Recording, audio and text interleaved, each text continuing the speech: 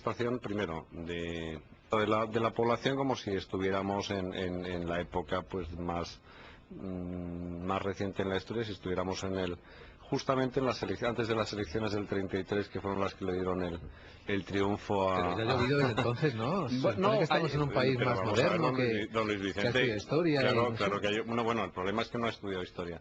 Entonces, como no he estudiado historia... Ahí tengo que darle la razón. Claro, es decir, es que el propósito es ese, que hay muchos damnificados cada vez más de la LOCSE, y entonces, al no estudiarse historia, bueno, pues se resucitan ese tipo de cosas, y hay que saber, si se pusieran en contexto y si supiéramos de verdad quién dijo determinadas cosas muy similares a las que dice ahora José Blanco, Pepiño Blanco, o las que dice el propio presidente del gobierno Zapatero, pues estaríamos justamente situados en otras épocas de la historia de España felizmente superadas. Perdone que te corte, pero es verdad que yo no tengo esta cultura histórica, porque desde luego yo en España llevo solamente 15 años, pero siempre me ha chocado decir, la evolución de España es otro país. Hoy en día no podemos comparar España a un país de hace 30 años, donde culturalmente estamos mezclando tipo de religión, tipo de culturas, tipo de personas que viven en el mismo territorio, y a mí, desde luego, siempre me ha sorprendido muchísimo esta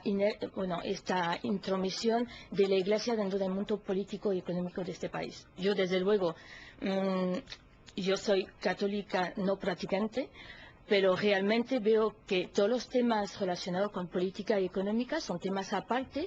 La religión es un tema muy personal, muy privado, y en el cual pueden expresarse los curas, pero no veo en qué a nivel político tendrán más pesos que otra religión. Imagínate que mañana se puede expresar otro tipo de religión que están ahora muy presente aquí en España. Sí. ¿Y qué pasará? Bueno, ¿Qué pasará? Que lo hagan.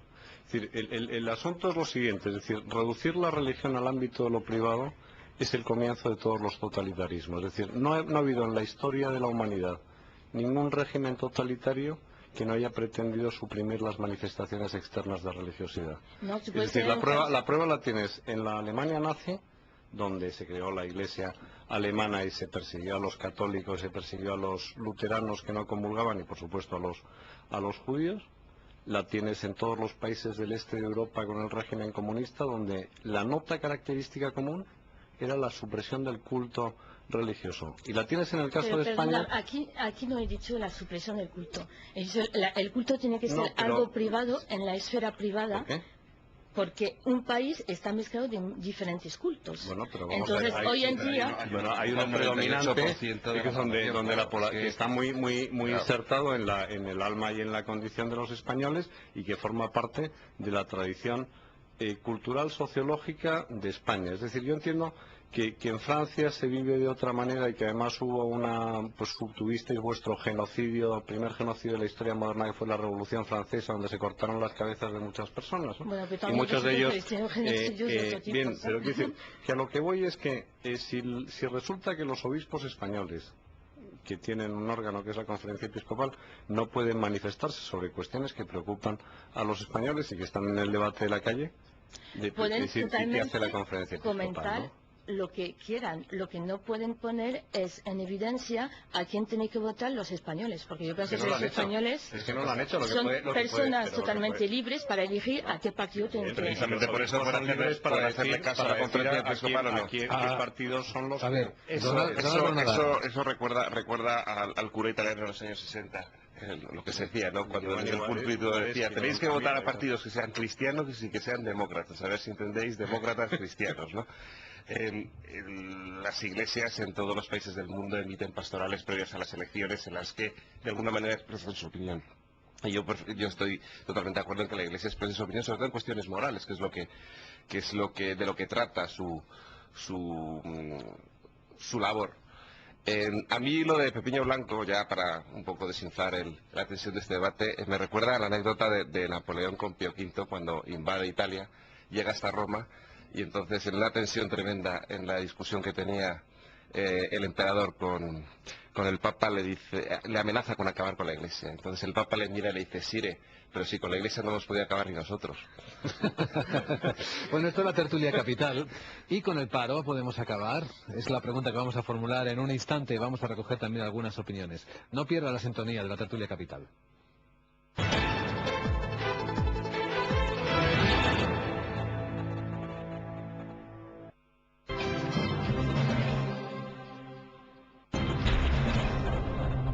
en un debate electoral serio habría que ver dónde están las causas del desempleo y cuáles son los males estructurales de la economía española que habría que resolver.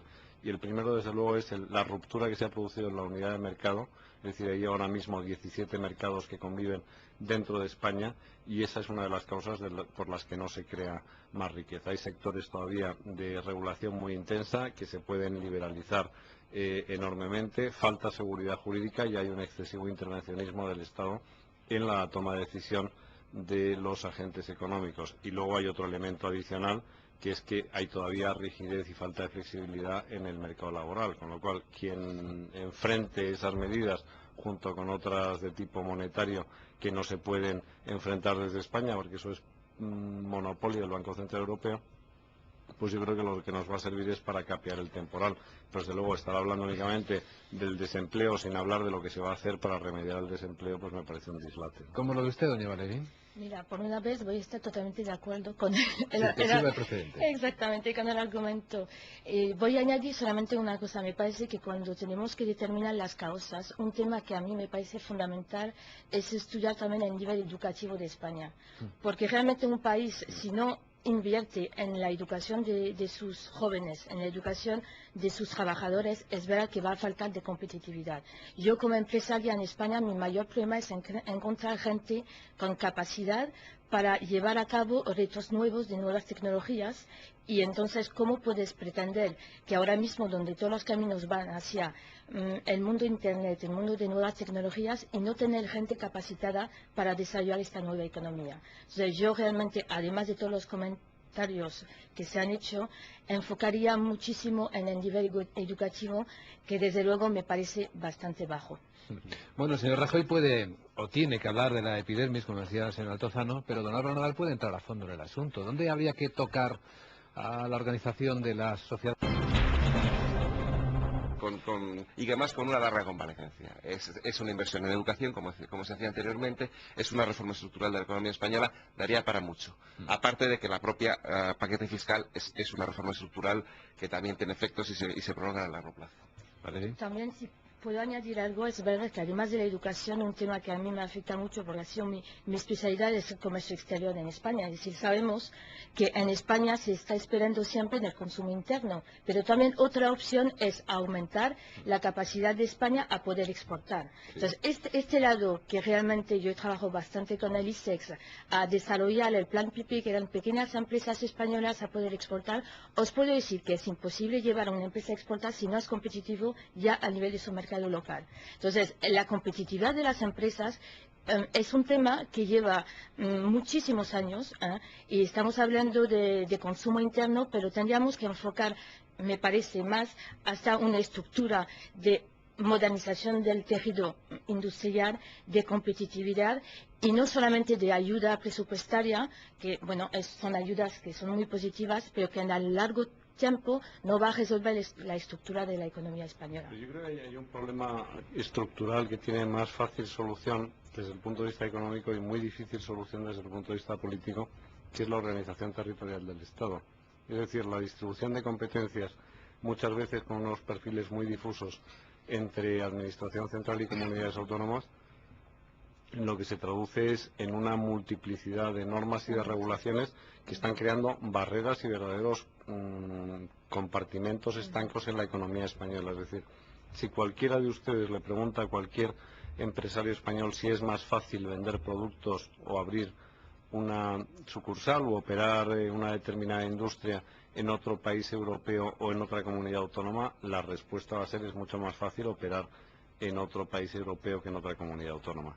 Y yo creo que ese es el examen de conciencia que hay que hacer verdaderamente, que es De verdad, ahí yo podría discrepar, porque primero el nivel de idioma del tejido español es un nivel de idioma bastante bajo, que sea en inglés o en español. No, pero vamos Entonces, a ver, para los operadores exportar, grandes, si no es un problema de exportación, estamos hablando operadores, que decir, lo vemos con una compañía, por ejemplo,